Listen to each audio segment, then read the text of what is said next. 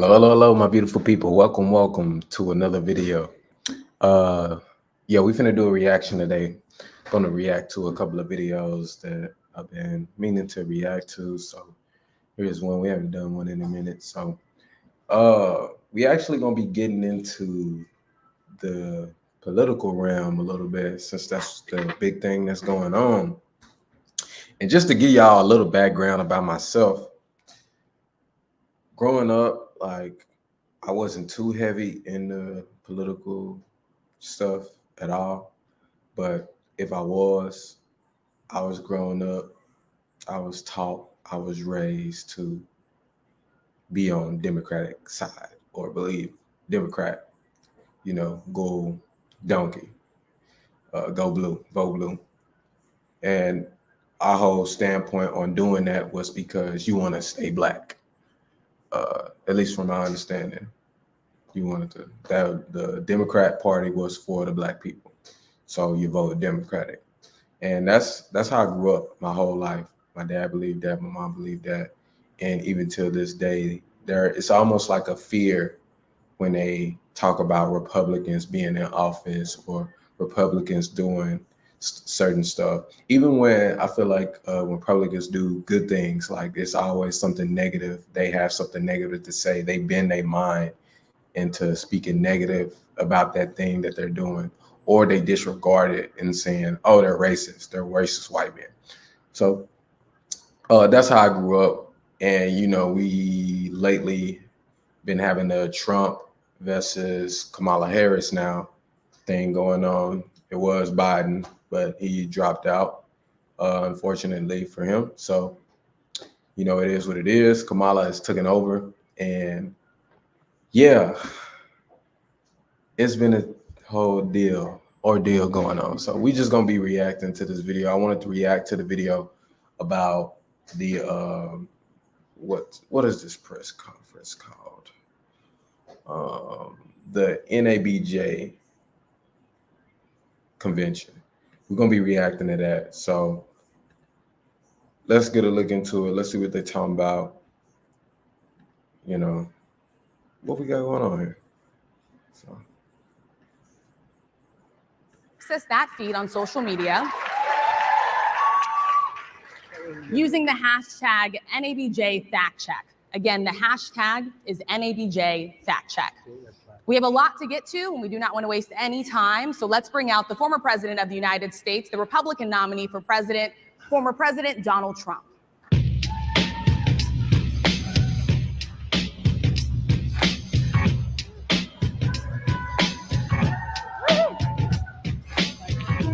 I remember I tried to watch this live. I couldn't even watch it live because like it was late. Mr. President, we so appreciate you giving us an hour of your time. I want to start by addressing the elephant in the room, sir. A lot of people did not think it was appropriate for you to be here today. You have pushed false claims about some of your rivals, from Nikki Haley to former President Barack Obama, saying that they were not born in the United States, which is not true. You have told 4 congresswomen of color who were American citizens to go back to where they came from.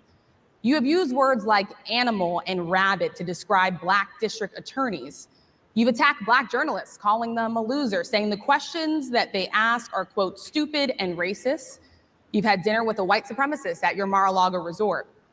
So my question, sir, now that you are asking Black supporters to vote for you, why should Black voters trust you after you have used language like that? Well, first of all, I don't think I've ever been asked a question in such a horrible manner. First question. You don't even say, hello, how are you? Are you with ABC? Because I think they're a fake news network, a terrible network. And I think it's disgraceful that I came here in good spirit. I love the Black population of this country. I've done so much for the Black population of this country, including employment, including opportunity zones with Senator Tim Scott of South Carolina, which is one of the greatest programs ever for Black workers and Black entrepreneurs. I've done so much. And, and I say this, historically black colleges and universities were out of money. They were stone cold broke.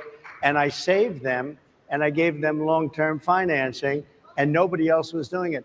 I think it's a very rude introduction. I don't know exactly why you would do something like that. And let me go a step further. I was invited here and I was told my opponent, whether it was Biden or Kamala, I was told my opponent was going to be here. It turned out my opponent isn't here. You invited me under false pretense. And then you said, you can't do it with Zoom. Well, where's Zoom? She's going to do it with Zoom and she's not coming. And then you were half an hour late. Just so we understand, I have too much respect for you to be late. They couldn't get their equipment working or something. He on their ass. He calling them out in every single way, which I think is good. We don't really know if they were just really there to ask them questions or they were really there to set them up. We don't really know, right? That's information that they really have, within the inside. But it seems to me that it was a setup for sure. You go in, you ask him striking questions about, stuff that he said in the past, maybe hearsay, stuff like that. You're trying to pretty much fact check him to get him blended up. That way he don't know how to answer. But this is Donald Trump. Donald Trump, one thing about him, how he's quick. He's quick with his speech. He's quick with his tongue. So nice try, but Trump was undefeated in that area and that facet there. But I will say that he has to definitely be careful when he's pretty much going in territory where people are either independent view thinkers or far left view thinkers, because if they get him caught up and he's tripping on his speech or anything like that, like they're going to use that as fuel to put propaganda like, oh, look at Trump here. He's not, he's not quick to his feet on what he's saying here, or he's saying something racist. Like they're really quick to do Trump like that. They're really quick to do it. A lot of people hate this man for whatever reason. And, I'm glad he called that out, because it just gives you a perception of, what's all going on here. Like, I'm glad he called that out, because that gives you perception that they're probably over there trying to work something up against him. Mr. President, wrong. I would love I think if you it's can a answer very the question nasty on your rhetoric question. and why you I believe have that answered black the voters- question. I said it's very nasty. It's a very nasty question. Very nasty question. Trust you with another I 4 have years. been the best president for the black population since Abraham Lincoln. That's my answer. I had an argument, or I had a debate with someone not too long ago. I said, man, the Democratic Party ain't had a good president since JFK. He took it any further. That man said Abraham Lincoln, the man who set free the slaves. That's crazy. Better than President That's Johnson, my who signed the answer. Voting Rights And Act? for you to start off a question and answer period, especially when you're 35 minutes late because you couldn't get your equipment to work. Talking about, oh yeah, you want black people time. You want Negro time. Showing up late, equipment not working. You told me Kamala Harris was going to be here. Biden was supposed to be here. They not even here. I told you I could do a Zoom. You're going to have Kamala on the Zoom. You don't want to let me on the Zoom. What we got going on? Such a hostile manner. I think it's a disgrace. Let me just ask a follow-up, sir, and then we'll move on to other questions here. Some of your own supporters, including Republicans on Capitol Hill, have labeled Vice President Kamala Harris, who is the first Black and Asian American woman to serve as vice president and be on a major party ticket, as a DEI hire. Is that acceptable language to you? And will you tell those Republicans and those supporters to stop it? How do you? So I want to speak on that, because first of all, what other people are saying just because they're in the Republican Party has nothing to do with Trump, his policies, his beliefs, and the actions he's going to partake in as he becomes a president. Has nothing to do with anything. People try to get you distracted from the stuff that really matters. what policies are you going to put into place? Why are you speaking about things that really is not going to be conclusive? And then Trump, like, let's say if I said it, I was the one that was calling Kamala Harris a DEI. Like, Trump ain't going to tell me to stop. I'm going to say what the hell I want to say. So it's dumb. How do you define DEI? Go ahead.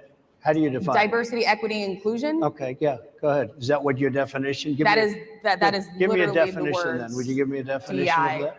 Give me a definition of Sir, that. I'm asking you a question, No, a you very have to direct define question. it.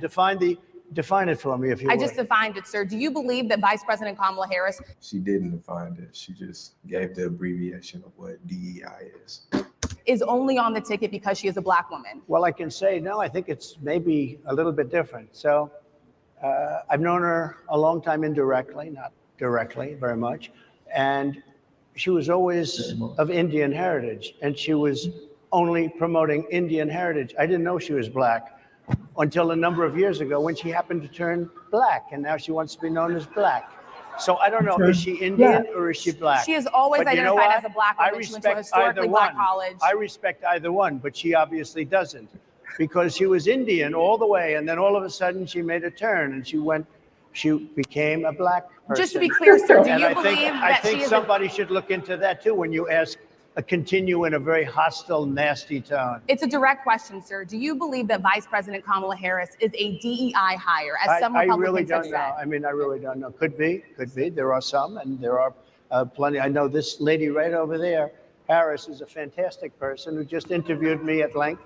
And we had a great interview, I think, and I heard you got very good ratings on that. Well, you told me it was the longest one of your life, so we had. Like, she asking questions, it's like, at the end of the day, who cares? Black people out here struggling. We always been on the low when it comes down to the classes of America. You know, you got your whites, Hispanics, and your blacks. We on the bottom of the totem pole, right? And that's not even including the people who are coming from elsewhere, the immigrants, you know, people who are thriving, the Jews, the Indians, people who are all coming from Africa. So we're on the bottom of the totem pole, and we're asking about bullshit relatively, instead of policies that could help change that. Had a good discussion. Look, I want to talk about why you're here today. I mean, it is not lost on us how divided we are as a country. And as you were coming today, we really got to see that we are divided along the lines of race, along the lines of gender. And there is this question of, in this moment where we are, why come here? What is your message today? My message is to stop people from invading our country that are taking, frankly, a lot of problems with it. But one of the big problems, and a lot of the journalists in this room I know and I have great respect for, a lot of the journalists in this room are Black. I will tell you that coming from the border are millions and millions of people that happen to be taking Black jobs. You had the best. What exactly is a Black job, sir? A Black job is anybody that has a job. That's what it is. Anybody that has a job. All right. And Mr. President, they're taking the employment. And I hate that people are getting up and rave about Black jobs, like him saying that. And they're just saying that for one, he white, and two, he a Republican. Had Biden said it. You got Biden telling Charlemagne the guy, you're not Black if you don't vote for me. But he's saying Black jobs, in which, you know, sure, he could have worded it better. But what he's really saying, people got butthurt. What he's really saying is there was a time where people who worked constructions, people who had tire shops, people who was doing all the hard labor work, 40, 50 years ago, those were Black people. Black people were used in a lot of labor jobs and stuff like that. Now you have the Latino community taking over now. And that's not to say they don't deserve those jobs or anything like that, but the blacks are being excluded out now because a lot of these immigrants that are coming here, they're not here legally, which isn't fair to people who are already citizens or to immigrants who've done the right thing and got, you know, either their green card or they got their work visa or whatever the case may be. It's not fair to those people who's trying to do it the right way, or to people who are paying taxes for that, you know. So what are you up and raving about that for? Another thing, you don't get mad when people say, oh, it's a black owned business that have black coworkers working within it. Like, it's the same thing. So it's just like, what you getting up in arms about that for? Away from black people. They're coming in and they're invading. It's an invasion of millions of people, probably 15, 16, 17 million people. I have a feeling it's much more than that. And everybody's been seeing what's happened. The first group of people, the black population, is affected most by that. And Kamala is allowing it to happen. She's the border czar. She's the worst border czar in the history of the world. There's never been a border czar like this. And just to give a little bit of statistics on that, when I last checked, it was reported accurately that they have reported, because obviously there are a lot of illegal immigrants that come over that go unreported, but it was 8.4 million in the last 4 years. It could be quite a lot more than that, but it was 8.4 mil. So that's quite a lot. I also read that that's like the numbers of so far up, it's outbeat the numbers that were in the 2000, which were, you know, that was the peak, that was the highest. So we're at a record pace of illegal immigrants coming over right now, because nobody's really going to visit the border. They're not really amplifying, you know, laws, rules, and regulations for the border can be controlled. It's just willy-nilly. Like you can really just come over here pretty much easy. Never even essentially been. She said she was there once, but not the right part of the border. So she was a border czar. She's done a horrible job. These people are coming into our country and they're taking black jobs and Hispanic jobs. And frankly, they're taking union jobs. Unions are being very badly affected by all of the millions of people that are pouring into our country. And one thing, as we discussed, many of these people are coming in from mental institutions, from prisons, from jails. They're gang members in other countries. Other countries are setting loose their prisoners. They're opening up their prisons and their mental institutions, and they're taking their bad people, drug dealers, gang members, and they're bringing them into the United States. And by the way, their crime rate is going down, and our crime rate is going to be a disaster. Mr. President, I want to get into how you address some of the issues with black communities. And I say that plural because we live in communities of color that are different. We're not all the same. We don't vote the same. We don't think the same. True. It's not monolithic. So as you come here today, I want to talk about something that bursts. And this is the weight of the inflation on this country right now. The nonprofit Money Management International recently released data from its mid-year analysis that we have found a 52% rise in people who are seeking counseling for being in credit debt. They're paying for food that is sky high on their credit cards, and now they can't pay that off. The credit counseling nonprofit MMI, as I said, is saying now that they've seen surges that they haven't seen since we were in a pandemic of people in financial trouble. Much of that falls on the shoulders of single moms, single black moms, when you look statistically. Yeah. How do you turn it around? What's your plan for the black community when it comes to money? So, first of all, it's very hard to hear you for whatever reason because of the fact that they have bad equipment, because I guess, you know, this woman was unable to get the right equipment. But it's very hard for me to hear you, but I can hear every other word. Man, it's very difficult, actually. But so I don't know if they can fix it. You see it? He pointed at it too. He said it's hard for her to get her, you know, equipment going on. Oh man, or do something with it, but I'll do the best I can with it. The inflation is absolutely destroying our middle class, our working class, virtually every class. Inflation is a disaster in our country. Inflation is a country buster. It breaks every country. And we had, in my opinion, the worst inflation we've had. They say it's 58 years, but I think it's much more than that. It's been devastating. And if you just take a look at a lot of things they don't include, like interest rates went from 2.4% to 10%, and you can't get the money. People can't buy houses. They no longer have the American dream. Young people, young black people, they don't have the American dream anymore. They can't buy a house. They can't borrow the money because of the cost of the money. They can't buy it because of the cost of housing, because of the cost to build it, because of inflation. Inflation is a disaster, and it's destroying our country, and it's destroying the black community probably as much or So what do more you do? than any What's your plan? I want to stop it right there because I do want to get into his plan, but we kind of limited it on time. But I just want to say, man, I don't know if y'all remember back in 2018, 2017, gas being $1 and some change. So I was driving a Nissan Sentra at that time, blue Nissan Sentra.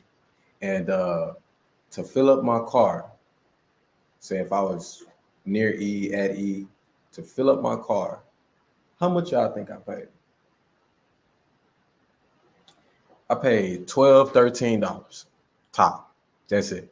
To fill it up, fill up the whole car. $12, $13. That was it. And then when COVID hit, I was like, damn, gas went up, all that shit. After that, a little bit after COVID, it was a little bit after COVID hit, gas started going up and stuff. And then the war happened. That shit got to $4, $5, 4 point. I was like, yo, we went from $13 to fill it up to $40 to fill it up. And at that time, I was Ubering like a lot. So it was hitting my pockets pretty hard. Gas, milk, eggs. Businesses were going bankrupt because the cost of supplies were more expensive. Like everything is expensive right now. And that's due to inflation. Definitely due to inflation and what's been going on in the past 4 years. Those 4 years that Trump was in office, like we man, you could easily save money. You could easily start a business. People had access to PPP loans, right? Now, what people did with those loans, that was on them. But there were some people that started legitimate businesses that got, their trucking business going, that got their, food business going, their just a lot of things that gave you opportunities in that time frame. Trump did so many things for the black community. People don't talk about the $250 million. Is it billion or million? But it was $250 million that he gave to HBCUs. People don't want to really highlight that and go over those things. But hey, we're going to see what's going on with this election. Appreciate you tuning in to the video. Leave a comment, like, and subscribe. If you like more videos like this, let me know and I'll make more. Much love. Peace.